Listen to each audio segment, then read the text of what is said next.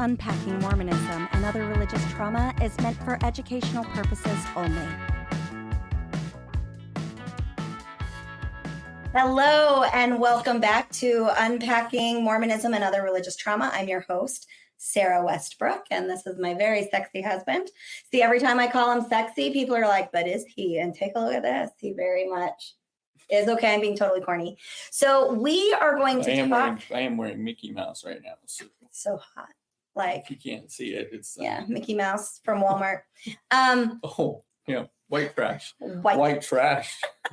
Alrighty.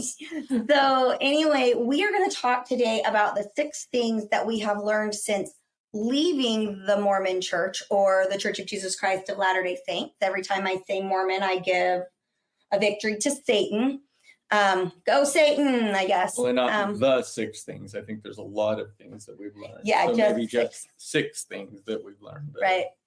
Can help change our. Yeah, because we got to go home and start packing because we are moving to our farm here in the next couple of weeks. So we're really excited about that and totally stressed out. So 6 to keep it short and simple so we don't lose too much time and feel rushed the rest of the day.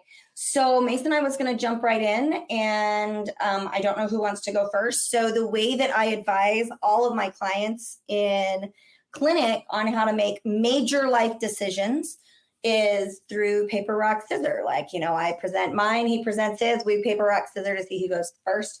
Of course, I am joking. For those of you who are not here, that is not a valid way to solve things, but for this it is. So are you ready, Mason? Here we go. Should I just lose on purpose and let you go? No. Compete with me. I need competition in my life. 1, 2, 3, boom, right? 1, 2, 3, boom. Here we go. Rock, paper, scissors, shoot. I go first. All righty. I promise I didn't do that on purpose. He did not do that on purpose. Okay, so my first thing that I've learned since leaving the Mormon Church, and also why I'm wearing what I'm wearing, is to demonstrate that skin isn't sinful, or skin isn't sin. Like, this is going to be my new motto. Skin isn't sin. And I think that one of the reasons why this has been so valuable for me is in Mormonism, the purity culture is that if your shoulders are showing, so my shoulders never showed like this in public unless I was at a swimming pool. It would have the cleavage, like you're getting what, an inch there. I've got big boobs, y'all. So cleavage is just a part of life. But this would have been this outfit right here, which I'll stand up at. Like, you can't, it's not short, it goes below my knees, but my cute little summer sundress, this would have been an outfit that would have been considered, what would you say, Mason? Like, I'm asking for sex right now because of this outfit. It's not even that great a lingerie. You wouldn't have to say Mormon. You're giving a victory to Satan just by putting that thing on. I am giving a victory to Satan by having my shoulders. These are my slut shoulders, y'all. Slut shoulders. And my very horistic breasts here. Horistic. I make up words. WH, horistic. And I'm here to say that skin is not sin.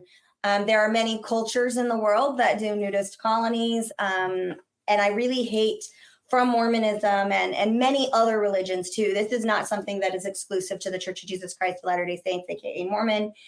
This comes from a lot of societal reasoning as well as religious reasoning. And that is that if I am wearing something that shows my skin and I get sexually assaulted, it's obviously my fault. And I'm here to say that in these societies where skin is something that you normally see, like, you don't have those sexual reactions. And I would say that in those communities where it's like, oh my God, her shoulders are bad, Satan's going to get you because all the men are going to want sex. Like, you're conditioning your little boys to be like, shoulders, ding. And that's just not the way that the brain works. And we see this across many cultures and stuff. If you're interested in the scientific studies on those, shoot me an email. I'm not going to go into the weeds here because that's not our goal for today. But skin isn't sin. If you are comfortable wearing it, wear it. If you're uncomfortable wearing it, we'll adjust, because I no longer focus hardly any time at all on, is my underwear showing, the adjustment of the longer underwear down to the knees or the shoulders or the breast line. Like, I can't even begin to describe how much energy of my daily life went to, is my underwear, are my garments covered appropriately, especially in the summertime? Am I covered appropriately? Because I can't show them, because if I show them, then I'm breaking a covenant I made with God.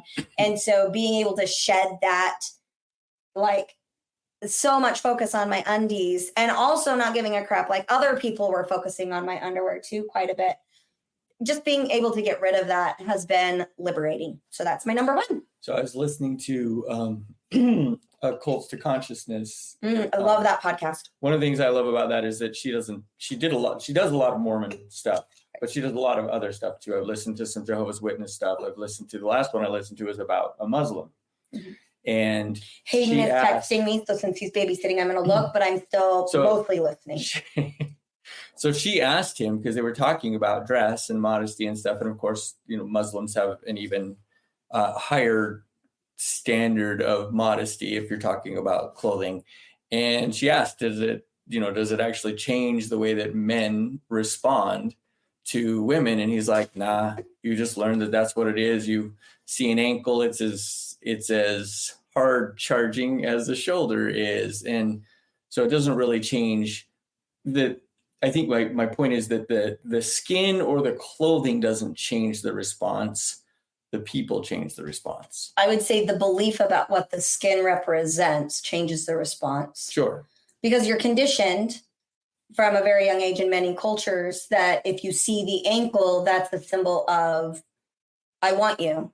Yeah. And I'm interested in you, or I'm available for this. And so the belief that the ankle makes you available for sexual intimacy is going to have more of an impact than the ankle itself. So absolutely. The idea that, like you said, if you're dressed a specific way and you get assaulted, it's your fault, or at least partially your fault.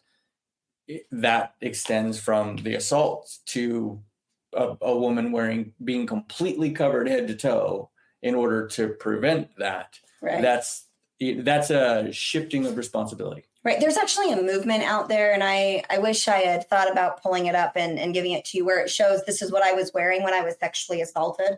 And they're normal everyday clothes. They're pants, they're long dresses, they're like super modest to immodest. Yeah. No, I remember the time, and I'll go ahead and end with this one and then you can go into your first one.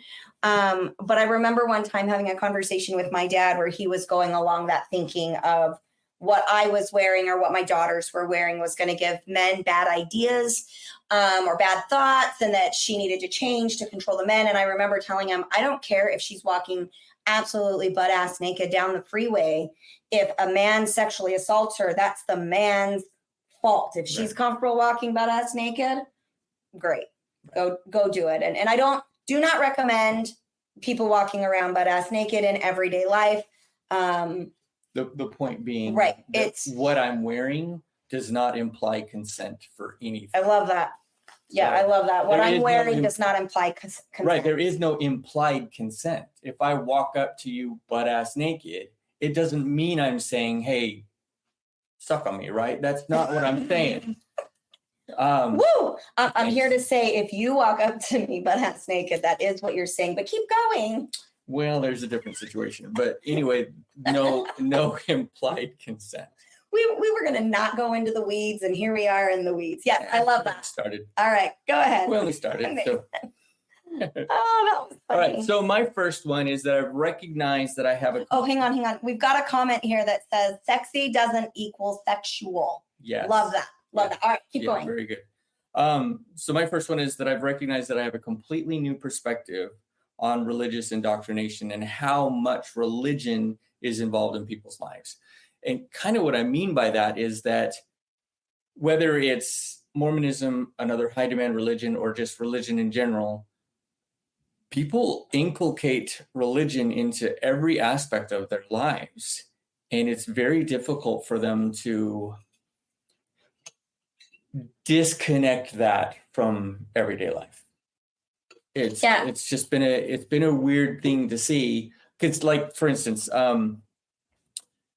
people who have strong feelings about God or Jesus or Allah or whatever, that becomes a inescapable piece of their everyday life, conversation, beliefs, choices.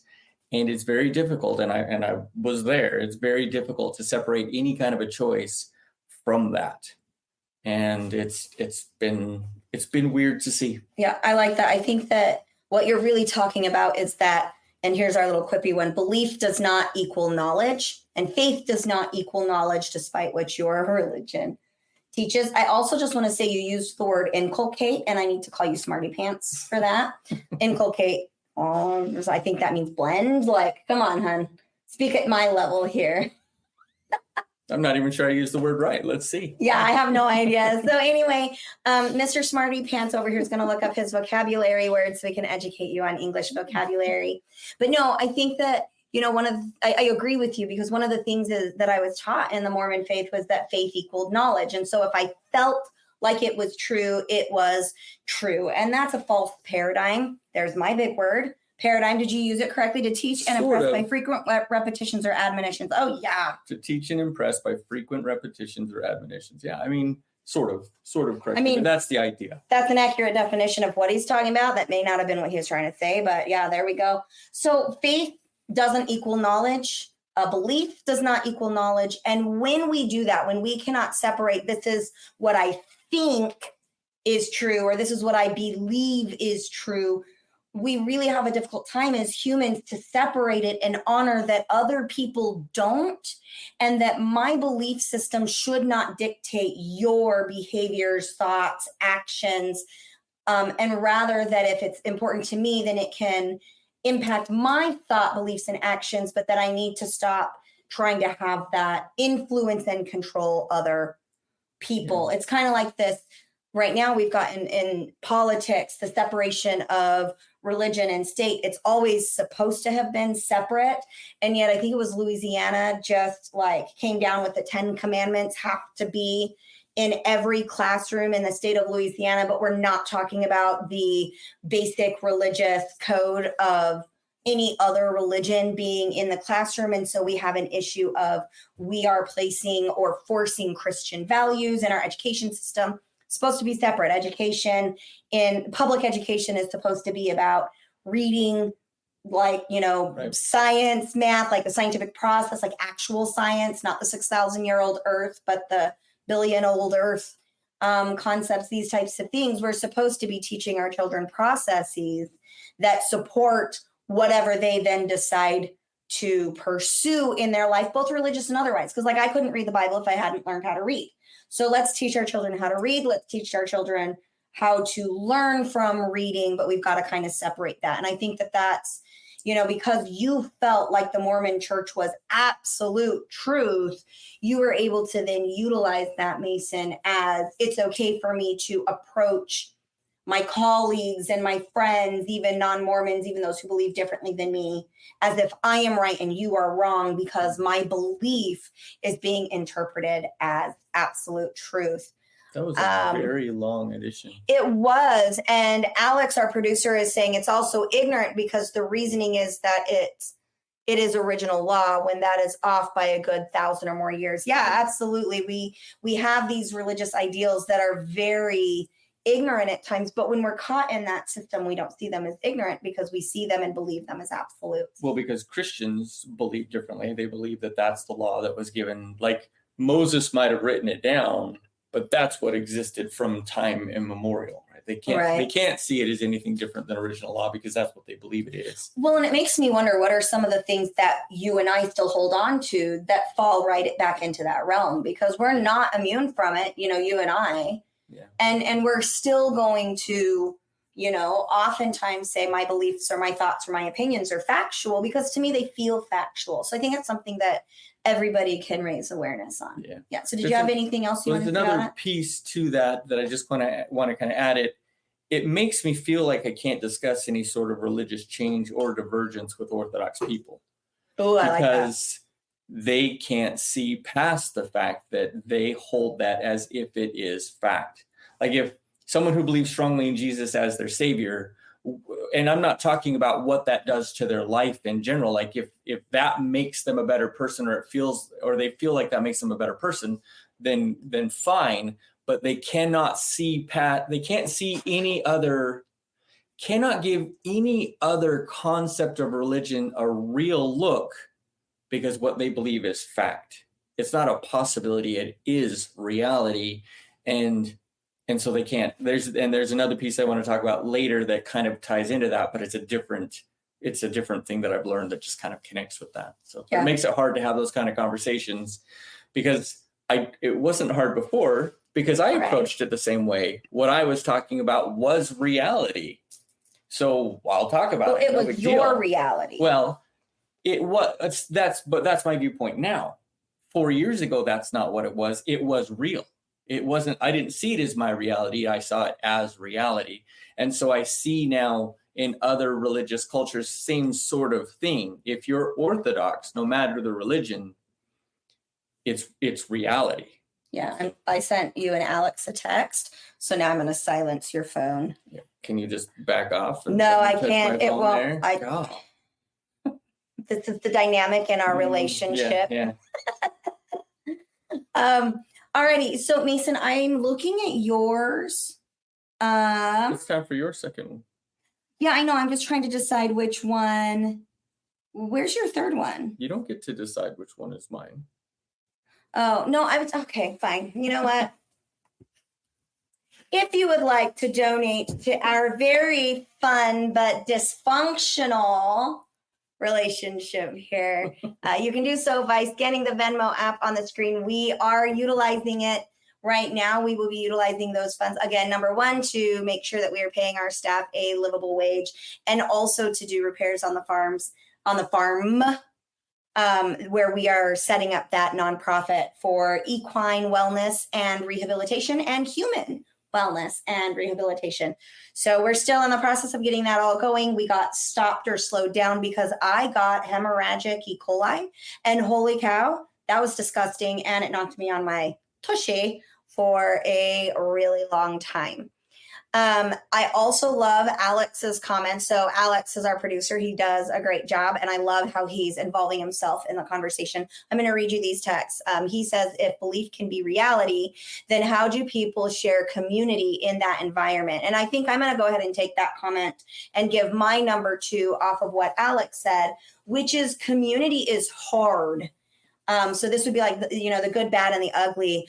I miss the community, or at least the sense of community that I had when I was an Orthodox Mormon. Right, but it didn't feel like a sense at the time. It felt right. Like it community. Felt real. Like it feels different now. Yeah, I felt like real community. I'm so proud of you for interrupting me rather than me interrupting you. Like, way to go. All right. That is, like, for those of you who don't know, if I'm an interrupter, it's really bad.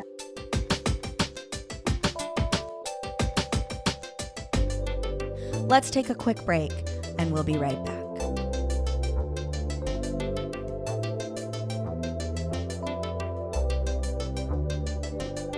Despite the unshakable Iowa Corn-Cyhawk rivalry, there is one thing Iowa State and University of Iowa fans can both agree on: getting hyped for Unleaded 88. It's cleaner burning and better for your engine, and it's cheaper than other fuel options, making Unleaded 88 the clear fuel choice. If Iowa Corn-Cyhawk rivals can agree on it, you know it's worth the hype. So pump it up with Unleaded 88, grown by Iowa corn farmers. The mighty and resilient Merrimack River, carving through the communities of our great region. My name is Linda Lorden, proud president of Merrimack County Savings Bank. And like the river that serves as our namesake, we're a constant yet ever-changing presence. Because to us, it's bigger than banking. It's about powering communities and putting people first. It's about knowing where you came from and where you're going. That's Merrimack style. Visit us at themerrimack.com. Yeah, I appreciate that, Nathan. At the time, I felt like it was absolutely real. And now looking back, I'm like, oh, I can see the difference between which relationships are the real ones, like the people who have stuck with me throughout the years, and those that are like, oh, you no longer believe the same way I do, therefore you are dangerous. And I think, again, we're going to come back to kind of that conditioning, that belief that if you cannot rescue somebody who's gone astray in your religious community, for us that was Mormon, then they're dangerous and you need to avoid them. And so when I first left, I remember when we first started our podcast, I had already been out for a while, because I think we've been doing the Unpacking Mormonism podcast now. Has it been a year or 2 years? Like, it's been at least a year and a half. I think it's been a year and a half. Almost 2 years. I think this like October or November is 2 years. September was our 1 year anniversary. That's right. Okay. Or maybe it was our 2. Anyway, I don't remember. It doesn't matter. But at that point, I had already been out, like visibly out for over a year, maybe even almost a year and a half when we started that podcast. And I remember saying on the podcast, I haven't really lost any friends. I lost one that shocked me and everybody else was my friend. Well, as time has gone on and I no longer have the same belief system, I have lost a couple more that have just, our value systems are apparently different or whatever. And my value system really hasn't changed. In my opinion, the dogma behind that has absolutely changed. But it's been very interesting to see which members of my community I can have valuable conversation with, even when we don't agree, versus those that expect agreement. It's like, I don't want to think outside the box. I don't want to hear a differing opinion, I could be a musician here. A different opinion is threatening, or a different belief system or a different political value becomes bad or evil, or that it makes me angry, therefore I don't want to engage in it. And those uncomfortable emotions are an opportunity for us to learn. And I think that society in general has been taught that uncomfortable feeling is bad or wrong or evil, and then you leave your community behind. And I think that that's one of the reasons why we have such division in our country, or at least what appears to be division. I would say most people are actually, somewhere in the middle of the Republican and Democratic belief system. But I think that it's this human conditioning that a difference of opinion is somehow threatening to the relationship. And I really value the friendships I have right now, where we are able to have those intellectual conversations where we don't agree on everything and we still enjoy our time together. So for those of my friends who are out there watching this, you know who you are. Thank you. You rock.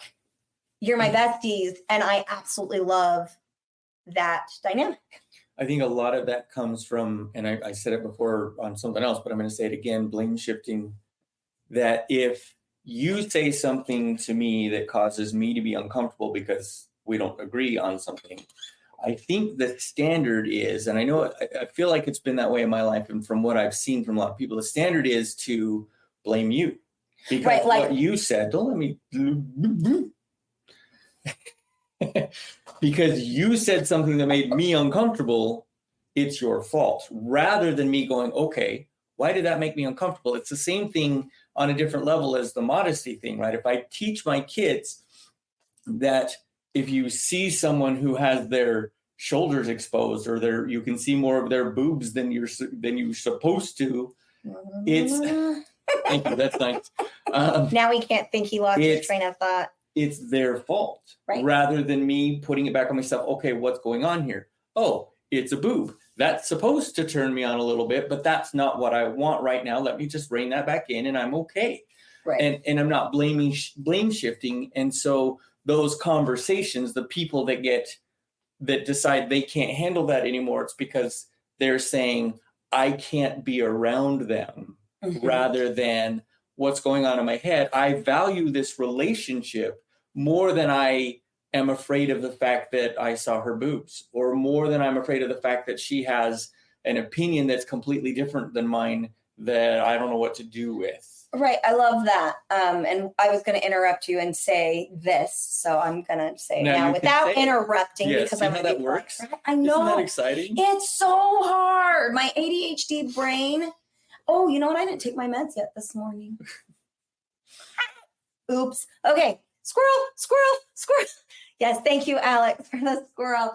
What I was going to say is we're talking about that internal versus external authority. And I love that you brought up like the shifting of blame or the turning of the tables, which is your opinion makes me uncomfortable. Therefore, it's your job to change your opinion so that I can exist. comfortably. Yeah. And I agree with you. Something that I have a really difficult time teaching my clients. Like, this is not something that we talk about once and you're cured. Not at all. This is something that takes a lot of time, a lot of effort to put into to get to a place where you are in charge of your own emotions and the thoughts that come from that. Now, having said that, people can do or think or say things that have an impact on those emotions. But once you regain cognitive awareness, it's your responsibility to respond or manage it differently. And I love my friends that have the emotional intelligence or the emotional maturity. And I love humans. Like, I love humans that know how to manage themselves, where I can say something and they can disagree with me. And I love that. And I love especially the friends where we can talk about how we disagree and I can have a perception shift or a perspective change or a paradigm shift, put in your P word and we're good. Or if you don't have a perspective change. Interrupter. You took a breath. Or if you don't have a perspective change, you at least understand their opinion better. Right. Because you're able to talk about it. Right. Again, I really teach my clients, and I want to share this, I'm going to say wisdom with the audience today, that uncomfortable emotions, or what we call uncomfortable affect, is an opportunity for learning. Uncomfortable does not equal bad, evil, sinful. Right. Sometimes it can. Like, if I'm uncomfortable because my house is on fire, that's a bad thing. Like, I need to get up and move, run away, right? But it's an opportunity for learning. It's an opportunity for action. It is not bad, evil, and sinful. And I know in Mormonism, we were taught that contention and anger is of the devil. And so it was avoided. And yet when we avoid our angry feelings, we actually become more angry because that resentment settles in there. So that actually brings me to a reminder. We will be starting our Unpacking with Sarah episodes Thursday mornings, Alex. I don't remember the time we decided on. I want to say it's 9:00 Central in the morning, most Thursdays, Unpacking with Sarah. And we will be talking about mental health, wellness, and ways that you can learn. And basically, I'm giving my audience the same tools, techniques, and resources that I would give my clients, not as a replacement to your therapy, but as an educational and learning opportunity. So that will be starting July 4th for Independence Day. We are going to be doing our Unpacking with Sarah stuff. Okay, Mason, your turn. I was going to add to that. We talked, because you mentioned like anger and contention and those being sinful. We talked a lot about that in one of our earliest episodes, and I'll put the link here on this show later if you want to go back and look at that, because we talked about kind of what's going on in the brain with anger, contention, how you can see those things as not sinful, but work through them in order to benefit yourself and your emotional capacity. So, yeah, awesome. If you want to go back to that. All right. You're up. What's your next one? All right. So the next one is, I can see injustice that I couldn't see before because it was hidden by, quote unquote, it's all in God's hands. And what I mean by that is, for instance, we've talked a lot about men and women disparity in life, in Mormonism. Well, as an active Mormon, I could maybe see that there was some disparity there. It's hard to completely ignore it, but you don't really ever delve into it. You don't really consider what's going on here. Can it be different? Because it always comes back to, well, that's the way God wants it. Right. You don't engage with it because you're thought stopping again. It kind of ties into what you said before of God just wants it that way. Did you say that already? I don't think so. I'm adding. This was part of our planning meeting.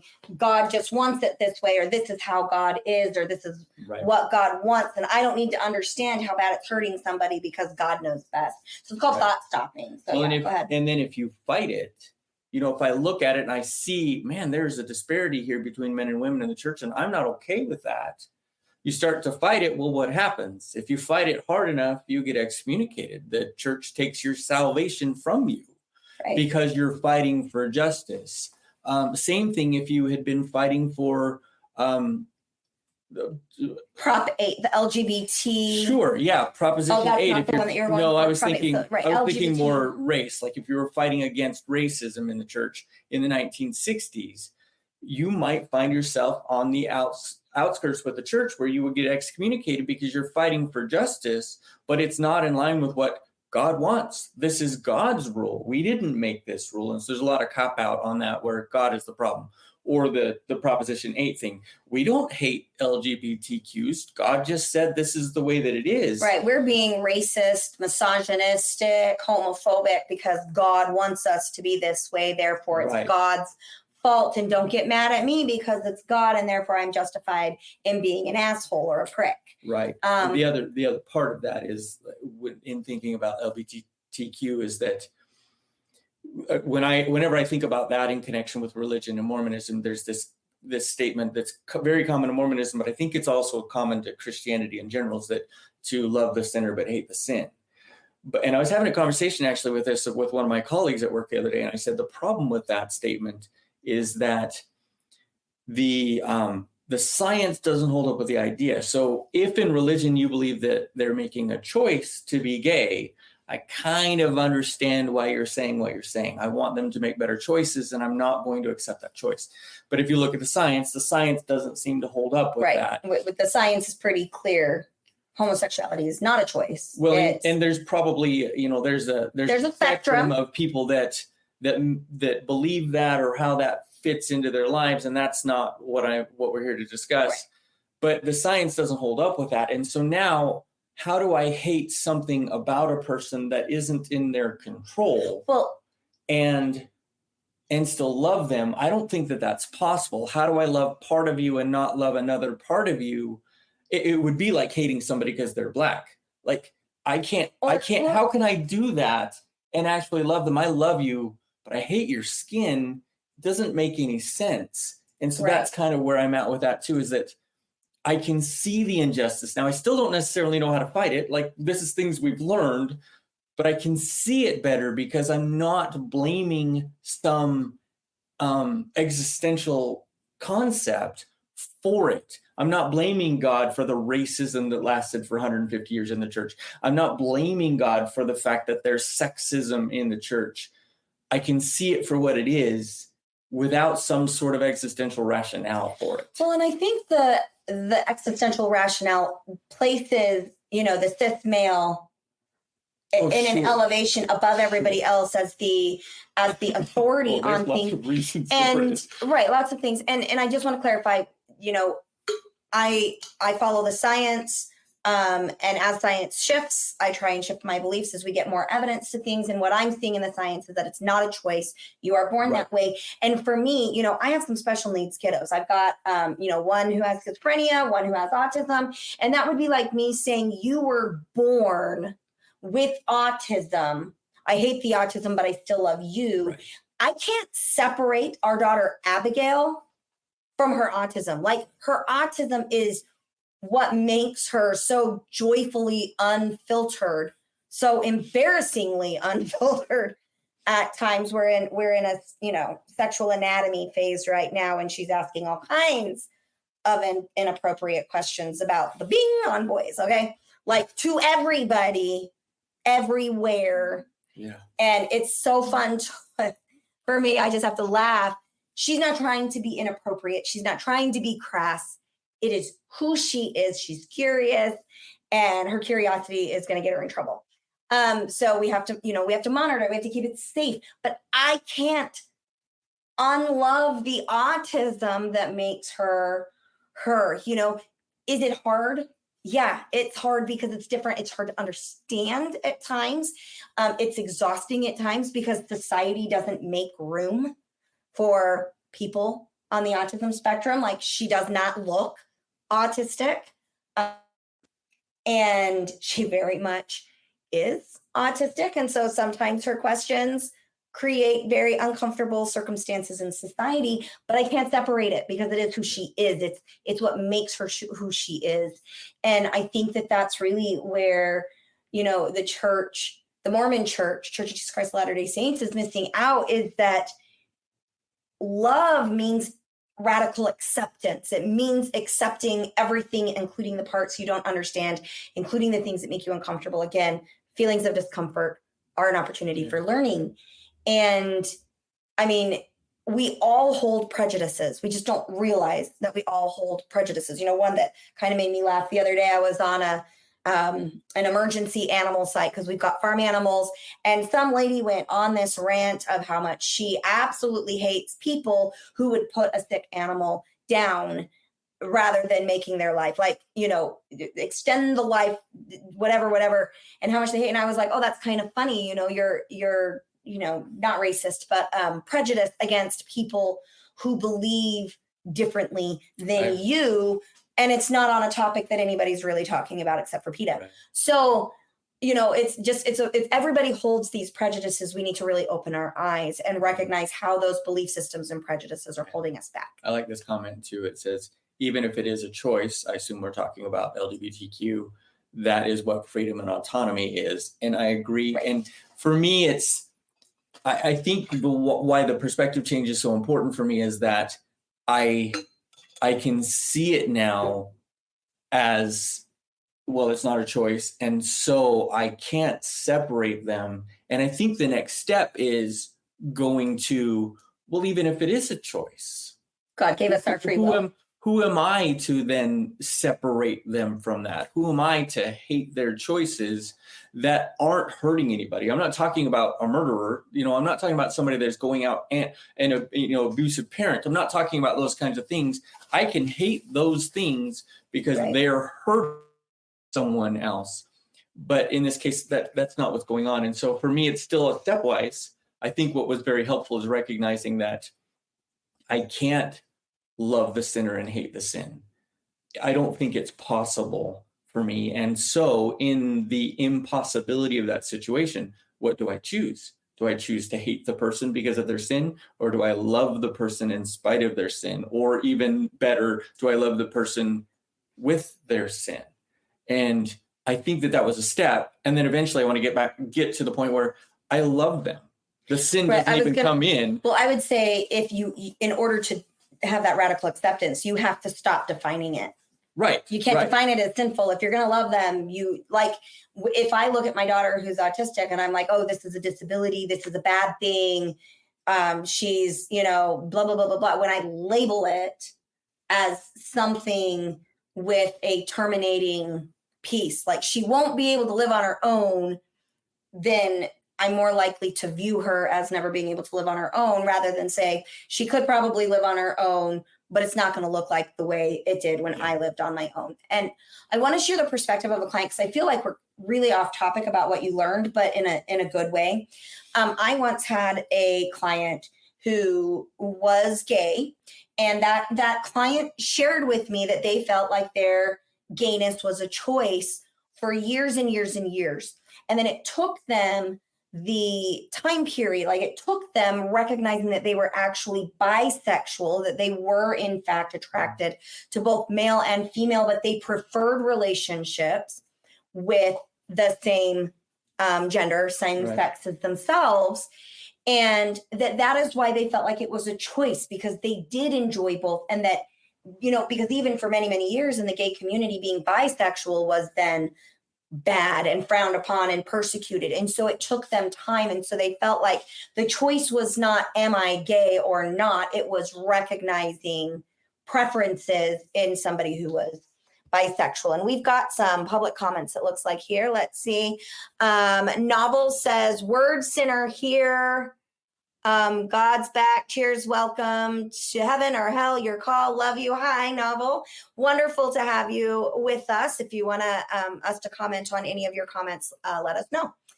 All righty. And we're getting a whole bunch of websites and links. So I'm going to encourage our audience, if you are interested in following those links. I don't know what those links are about. Follow them and let us know what you think. You can always reach us after the show. If you have questions or comments, you can put them on YouTube or wherever you're watching this. We do follow those. And you can also just email this directly. This email inbox is monitored by both Mason and I, daisygirlcommunications@gmail.com, or you can visit our website at daisygirlcommunications.com. So lovely to have you with us, Novel. We're really excited about that. I think the last piece of that was me recognizing I'm still not very good at radical acceptance. And so just kind of kind of recognizing that there's been a process. I can see the change in my perspective and the way that I'm moving toward that, and recognize that I'm still not there. Like, I still struggle with that. Like, my first thought when you said, I can't hate autism, my first thought is, yes, you can. Because it's frustrating sometimes. What I mean by that is, you can hate what I'm thinking, and I don't know if this is true, but what I'm thinking is I can hate the fact that autism exists. It makes it really hard for people to live in the way that I think life should be. I'm so glad you put that in there, because I was about to throat punch you right here on the show. It's all a learning process for me, and sometimes I learn things while I'm here and we're talking things out. Because my first thought was, yes, I can hate autism. I can hate the fact that it exists, but also Abby wouldn't be who she is without that. And so it's still a step. Like, I'm just on the bottom part of a really tall staircase, it feels like.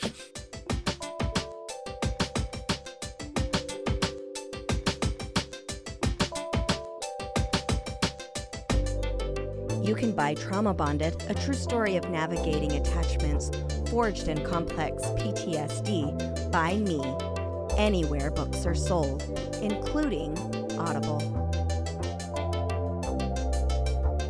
America. We are endowed by our Creator with certain unalienable rights, life, liberty, and the pursuit of happiness. By honoring your sacred vocation of nursing, you impact your family, your friends, and your community. At Grand Canyon University, our online RN to BSN, MSN, or DNP degree programs allow you to balance online coursework with local in-person clinical, practicum, or immersion hours. Find your purpose at GCU. Private, Christian, affordable. Visit gcu.edu. Trying to get to the point where I can just be radically accepting. And so I just want listeners to know I'm not there. So don't expect me to be there, because I'm not. But I'm learning and I'm working toward that. I think most of us are still working and learning towards that. I would imagine. Please don't compare yourself to me. I've got the mama instinct that changes things a little bit. I would never compare myself to you. It makes my neck really sore. Aw, thank you. I'll rub your neck. Here you go. No, so my first question is, has Abby asked you any personal questions about your genitalia yet? No, not yet. Oh, you're lucky, because it's going to come here soon. She did ask many authority figures in her life that she's not supposed to ask. How did I get? I have no idea what you did, but you did something weird. So let me just start. I think you hit my, whoa, and now we're completely gone. Alex, I don't know if we're still here or not. Let me go here. Let's see. There we are. We're back. Mason messed it up. Which one are you? I just wanted to get to that chat right there. Okay. There we go. To the wrong place. Mason's messing up my computer, you guys. No, the other thing that I wanted to say is that I think what you're describing is very indicative of the length that we've been away from the culty system that we both grew up in. Because I've been physically and mentally out for probably almost or over a decade, and then publicly out now for goodness, since 2020, I believe, since right before COVID maybe hit. 21. So, but so I'm going to say longer than me. 99. Just kidding. 2019, 2020 is when I was I'm done and out. And then also my degree and my work with counseling has given me different experiences. But we've really done more of a deep dive on yours, whereas mine are more quippy and shorter, which is completely fine. And I think that that's just indicative of you're still learning to get to where you want to be. And so that requires more time. It requires more energy. It requires more discussion. And if you go back again to when we started the podcast, you're going to hear me and I'm a lot more angry. And now I'm more flippantly sarcastic because it doesn't impact me the same way that it does you. And that's normal. That's a sign of we're in different areas. And hey, let's radically embrace that. Yeah. And we can move on from there. So are we ready to move on to my third one? Yep. All right. Let's do it. My third one is that emergency preparedness does not need to be so extreme or fringy. I know when we were active, well, you still really struggle with this sometimes. So, and I love it. It makes me giggle and drives me crazy. It brings into stark contrast. It makes me go like this. it brings into stark I pulled my hair out. contrast how much of our lives are affected by religious indoctrination.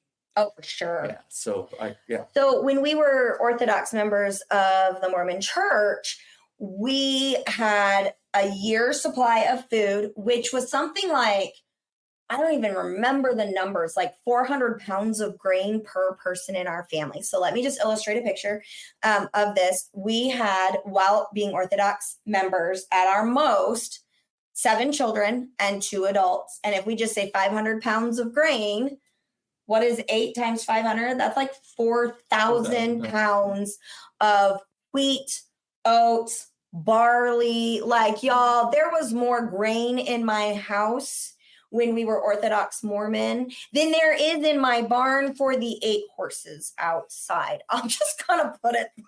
well, and lots That's of a lot because that horses, we didn't really know how to use. right? And and that's the thing, is that we weren't using it because and maybe we were supposed to be, but Yeah, that was snarky. Yeah. it was snarky, flippantly snarky. I told you that's who I am. I'm flippantly snarky. I don't care. I just don't care. Yeah, I'm validating myself. It feels good. Good job, Sarah. So no, I think the thing for me is that we had thousands of pounds of food storage. We still we're like, okay, we might use that. So we still have like freeze-dried broccoli and some freeze-dried mushrooms. The onions last forever because they're just for flavor, right?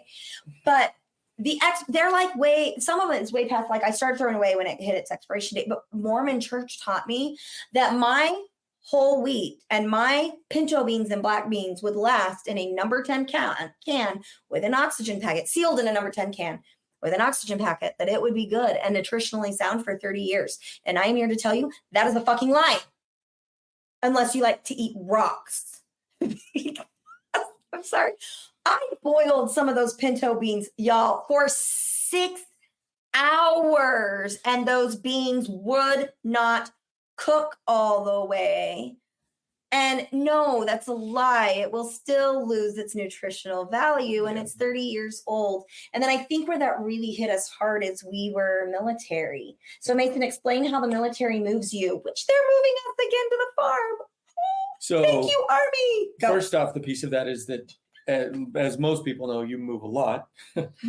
So for us, we moved on average every 3 years. The military didn't move us quite as often as we also moved ourselves, just because of changes in our family dynamics. But yeah, we moved every year or two. We moved from one location to another. A big move about every 3 years, like So like Texas to North Carolina back to Texas. That was our most popular. So the way that works is the Army will pay for it, but you have a certain weight limit depending on your rank and your family size. Mostly your rank, and if you have a family, not your family size. Right. So say, for instance, if you, as an E6, have a 10,000 pound weight limit, they'll move all of your stuff, but they'll only pay for moving 10,000 pounds. So if you have 12,000 pounds, you get a big bill at the end. You have to pay for that extra 2,000 pounds. And it's interesting that oftentimes we would make the decision to move the food storage and sometimes leave things like furniture behind or other things because it was more important. We were righteous.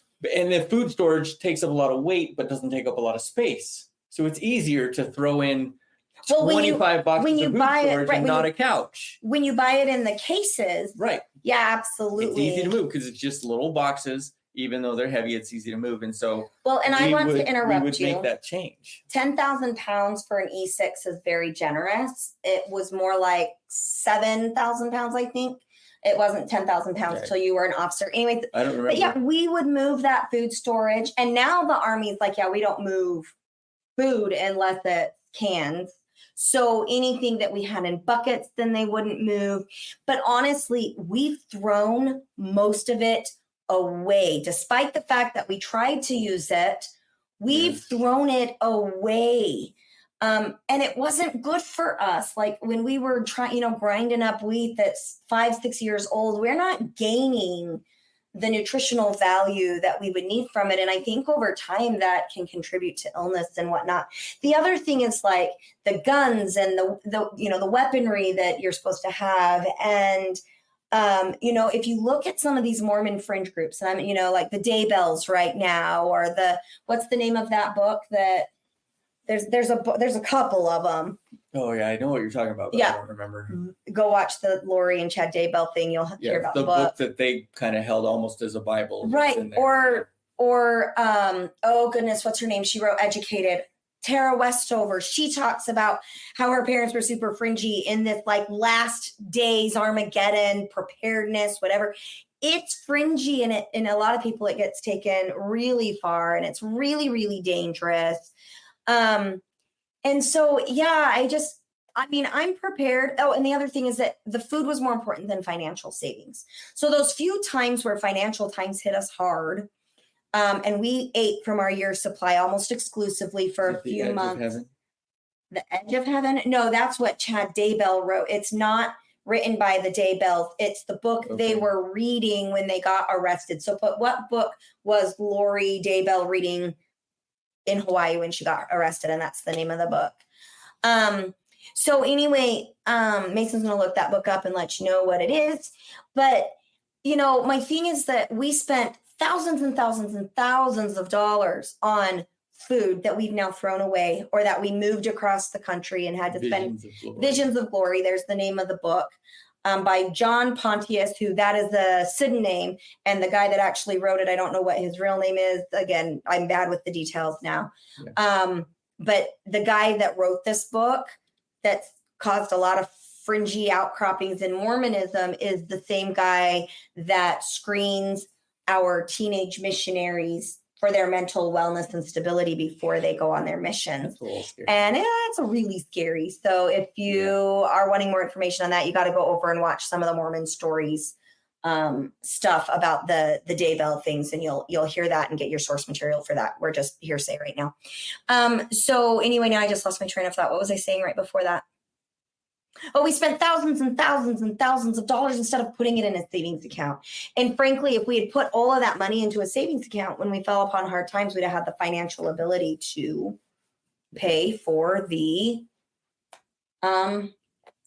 challenge that we were hitting, the challenges that we were running into and bumping into. So, I think that emergency preparedness is important. I feel like the 72-hour kits is a really good thing to have, a backpack or something that you can grab, toss in the car and go. I think having some emergency cash on hand and small bills is really appropriate. We've lived now through 3 natural disasters. We've had the forest fire and the 2 hurricanes that led to tornadoes. So I think 3 we have lived through. Our family, and Mason was gone for some of them, of course, because that's, God strikes the Westbrook home when Mason leaves, which proves that he's more righteous than me. Just because the priesthood is gone. Yeah, the priesthood is gone, and I was totally fucked. And that might have been Starkey. I know. Well, and that word made it so that I was like God's target. But anyway, so we've lived through these, and having a 72-hour kit where you can have, a couple of days worth of clothes, small bills on hand, maybe even some non-perishable food and snacks for the kids. And then I also really liked the Mormon idea of rotating it every 6 months so that it would stay good. I like that. I think that is wise. But beyond that, beyond like a good, I don't even know, 1 to 3 month supply of canned goods in case we end up with like a COVID thing where there's no toilet paper again, those types of things, to give our system enough time to work on things and get to adjust, and so that way you're not hungry, having a garden. I think those are good things, but I don't think the extreme side of it is necessarily good. And so my view on the end of days planning and preparedness has definitely shifted, and in a place where I'm not constantly afraid of what's around the corner. I think that being able to live through COVID and seeing how the toilet paper crisis was managed teaches us some things. And I don't think that the entire world is going to implode all at the same time. And if there is a nuclear war or something and it does implode all at the same time, I'm probably going to be dead anyway. So it'll be okay. But I think more than necessarily our personal opinions about that is recognizing that you and I can make our own choices about it. Right. We decide, I do want to be prepared in this aspect. I do need to be prepared in this aspect, blah, blah, blah. We all make our own choices. We take information from whatever sources, and then we decide, okay, what do I want to do? What's best for me and my family? Oh, should I have 4,000 pounds of food? I know I'm going to move again next year. Just Probably of grain. Not. Just right, of grain. Just of grain, right. making the right choices for us without feeling the guilt of, yeah, but they said we have to, is really healthy. Right, I want this because I feel like this is best for my family, not because Joe Blow said I needed to, or Rusty. Good old Rusty or Monson or whoever Right. the prophet was at the time. I think that for me, it was more what I've learned more, and really where I wanted to point out and totally missed the mark, is that I'm not afraid of the world ending in the same way, or even maybe at all, the way that I used to be. Like, I lived in fear of the next bad thing that I just couldn't, like they say, prophets see around corners. Right. They don't. Like, we got the whole, what was that? Keep smiling, take your vitamins, whatever, COVID. And that's supposed to have been, he saw around the corner, but we still didn't learn about boiling water and other things. We need science for the real information and prophets for the feely goodies. Okay. That was snarky too.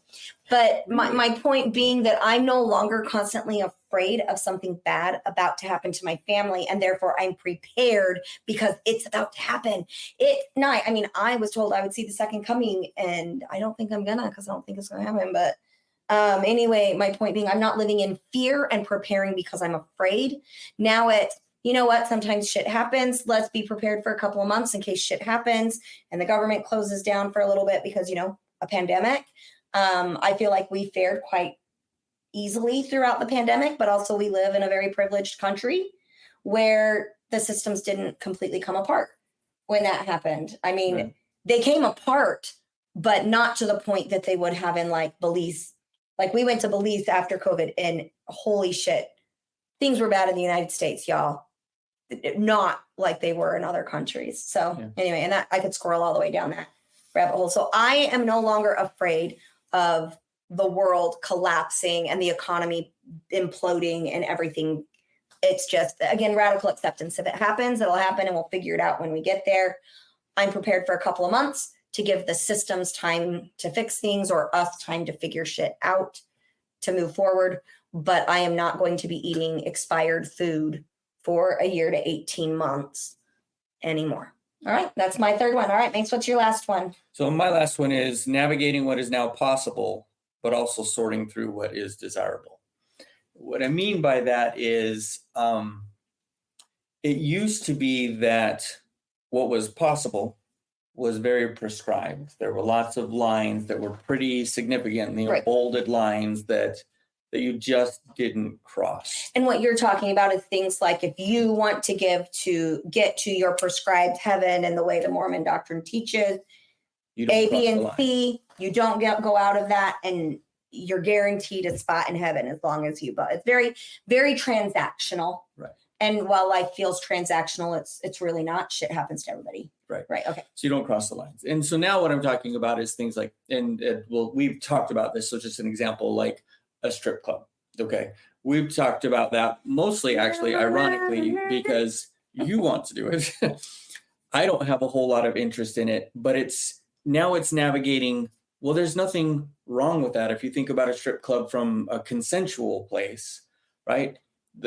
And maybe there's other factors there, but the idea being that if a woman is at a strip club, she's consented to be there.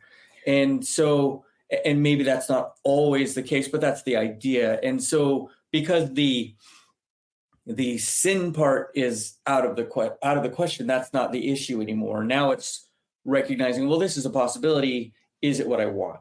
Right. Well, where do I go? I'm going with to that pause now? you for a minute, just because I'm hearing what you're saying, and I think I know what you're trying to say, but I'm not certain it's coming out. I am okay with going to a strip club where I am as certain as I possibly can be that the dancers and staff are there of their own free will and choice, that they're not being victimized, and that I don't think that that's sinful. That doesn't necessarily mean I want to go, as much as if I was in a position to go, it wouldn't bother me as long as consent was apparent, and that I was doing everything in my power to make sure that I am not perpetuating the victimization of the sex industry. Because really the issue in the sex industry is the trafficking of human beings, both Right. minors and adults. And I have zero tolerance for that. That is not okay. But our sex workers that are engaged in the industry, because that's what they enjoy doing and it's of their own free will and choice. And I know so many people have a bazillion opinions on it, but I've had people who that is their job and they have enjoyed it and it was empowering for them. And I'm not going to fault them for that anymore. Right. Before you left Mormonism, there would have been no thought about it. It was bad. It was wrong. It was sinful. If you do it, you lose your salvation. Versus now, it would be more along the lines of, as long as nobody is being harmed forever and everybody is a consenting adult, then it's okay. So being Right. more flexible in your thinking. Did Right. I? Yeah. blah, blah, blah, Another blah, example okay. would be like, I can do whatever the hell I want to now on Sunday. What do I want to do? I can drink as much alcohol as I want to. Do I want to, kind of a thing? Like, you really enjoy having a glass of wine or having a drink when we're out for dinner, nothing in excess. And so I've tried as well, and I really just don't enjoy it. It's not His something taste that buds are screwed up. He cannot handle it unless there's so much sugar. He cannot taste the alcohol. if I can taste the alcohol, I'm not interested. Boring. I'm never going to drink enough to actually get any kind of a buzz because I just don't enjoy it very much. But that's the choice I make. I get Right. to make that choice. And so there's lots of things that have come up that are just things that I have to sort through now. Oh, well, that's okay now. Is it something I want to do? And that's been kind of, in a lot of ways, very liberating. In some ways, a little exhausting. In some ways, confusing. But it's all about now what I decide or what we decide as a Right. relationship is appropriate for us. We have a friend couple that after leaving the church, one of them They're discovered looking that they at- were bisexual. And so now they're in this relationship that, both of them entered as if it was an exclusive relationship. Right. Now that they're out of the confines of what their religion taught them, they're exploring what that means for them. How can we as a relationship survive what would be entailed in exploring this kind of thing so that all of your needs are met, kind of thing. Right. But Well, now I'm it's gonna- not a I'm gonna- religion prescribed. It's Right. I'm going to pause I'm you for a deciding. minute. I'm going to pause you for a minute because I want to change your language a little bit.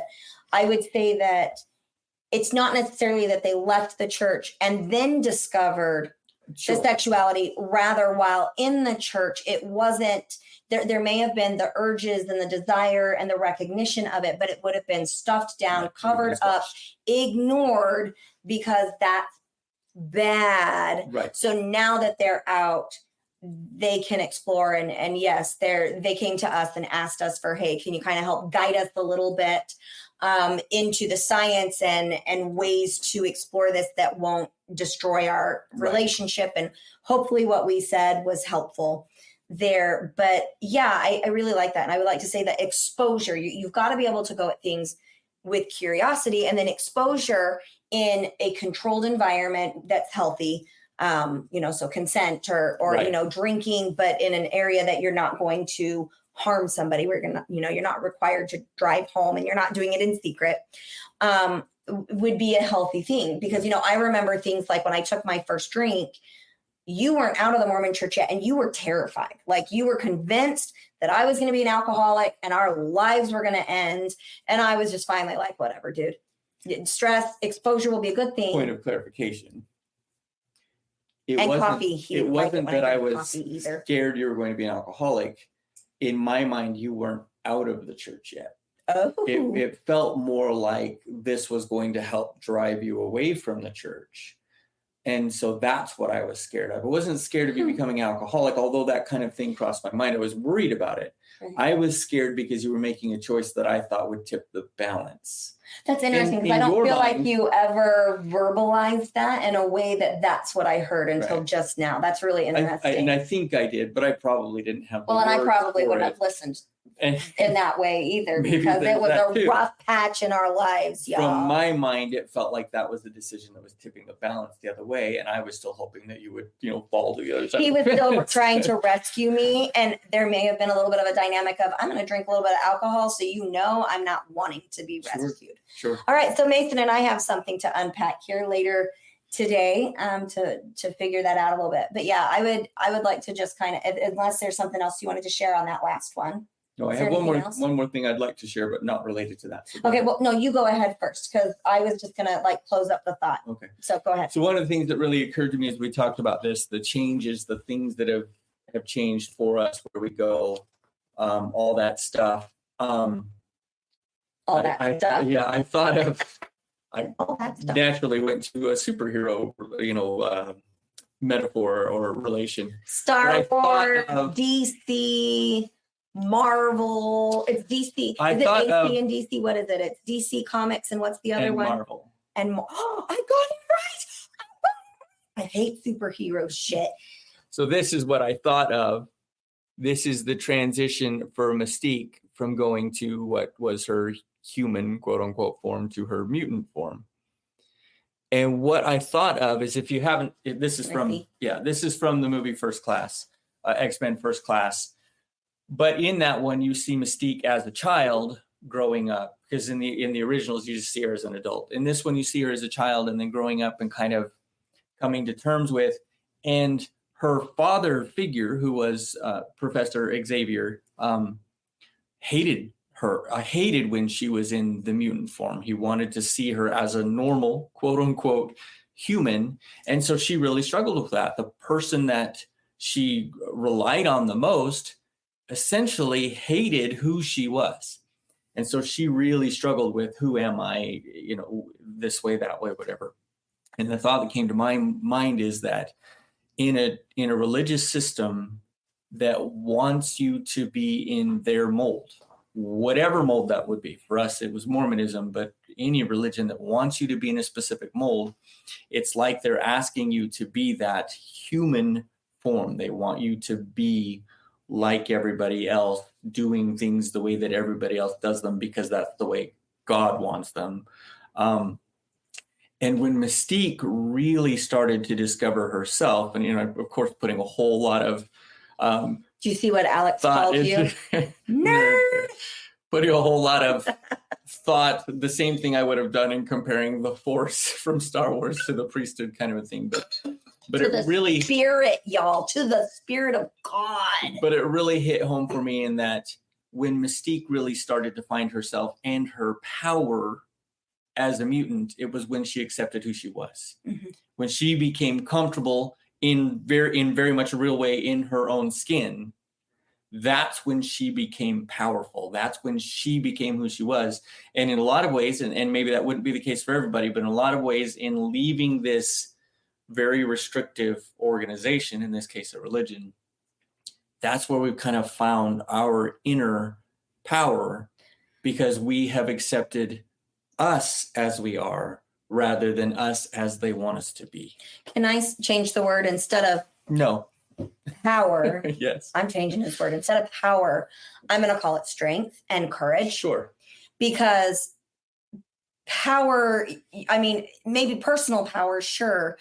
I don't want to have power that, power is a hard word for me, whereas internal strength, the courage to be who I am, the courage to live that out loud, the courage to be authentic, that is all beautiful. But what do I do with power? And most people will take, when I hear power, I hear authority. And while I recognize that my voice is taken as maybe a powerful voice or a voice of authority, I have to be really careful with that I don't then utilize that to erase somebody else's authenticity. I'll clarify that too when you finish. And so I've always loved the character of Mystique. For one, Jennifer Lawrence is a badass. Well, she is. So was Robin Stamos before. So yes, absolutely. I love the character of Mystique because she represents everybody who is living in a mask or a suit that doesn't fit their authentic self. And then when they live their authentic self, while maybe less people accept them, they have more meaningful and valuable relationships with the people who do. And I would say that I definitely feel that way. I had a lot more friends in my community when I was an Orthodox member, but the more meaningful relationships that I have, they mean so much more to me, and I'm so much happier. So less is sometimes much, much more. And I feel like that's kind of here. So go ahead. What were you going to say? And I stole your phone. I didn't want to steal your phone. Brene Brown talks about power. And I don't think she came up with the concept, but she uses it of there's power over and there's power with. And so when I use the term power, I mean power with. And if you look at the character of Mystique, she doesn't become a power over. She really helps to unite a group of mutants into whatever it was they were trying to accomplish. It became a power with. She's got power. But yes, the idea when I say the word power, and you can change it to strength or whatever, it's your authentic self claiming your own power, claiming your own ability as yours. Even in the church, whenever we did something good, who got the credit? God did. Whenever God we did or the priesthood holder. Whenever we did something bad, we would blame it oftentimes on Satan, but we would blame ourselves. Right. We blamed ourselves because we were foolish enough to allow Satan in. To be a part of that. Be a part of that. I don't even, I stopped believing in Satan long before I stopped believing in the Mormon God. So there was no real inner power. We were always a slave to the two different forces, because if we did something wrong, it's because we had given in to this one force. If something went right, it's because God had affected our lives in such a way. And so there was no inner power. Seeing that transformation, talking about how our perspectives and things have changed since leaving the church, really brought to mind that piece, that by owning who I am, and that's still a process, but by owning who I am, I claim my power. Mm-hmm. And not because I don't want to let some sort of existential force into my life, but because I make that choice. Right. If I want God or whatever it is that I end up believing in, if I want them to be a part of my life, it's because I'm choosing that, but I'm not giving my power to them. I'm essentially kind of sharing or benefiting from that concept, still owning who I am and what I have inside of me. Right. I love it. And anything by Brene Brown, I'm going to love automatically, because I would worship her before anybody else. So in closing, please, just a reminder, if you like what you are seeing, we would very much appreciate your donations. They help us pay our employees a livable wage. And since some of the portions, if you say, I want this money to go towards the farm, I just want you to know that you'll be contributing to my farmer's tan. See the line? It's like all these different sleeve lengths. Yeah, you need to go out there sleeveless more often. Mine's not as noticeable as it was when I was a Mormon. That's a good line. We're gonna, look at that. Mason's still a little Mormon boy. I am not here, but yeah, we need some more sunburn as we are putting up fencing, so that way we can make sure that everybody, I mean all the horses and goats and stuff, are healthy. If you are in crisis, having suicidal thoughts, or just need somebody to talk to help you calm your physiology and get back to a place where you can really be working from your frontal cortex. And absolutely, if you are feeling suicidal or homicidal, please call or text 988. I have had to do that. They were wonderful. Please utilize that resource if needed. My final thought to you is, I think that one of the reasons Mason and I have been able to come to a place of understanding these 6 things, or what I would call these 6 areas of growth in our lives since leaving the Mormon church, is because we have taken the time to be more intentional in what we expose ourselves to, and that we're approaching that with a great deal more curiosity.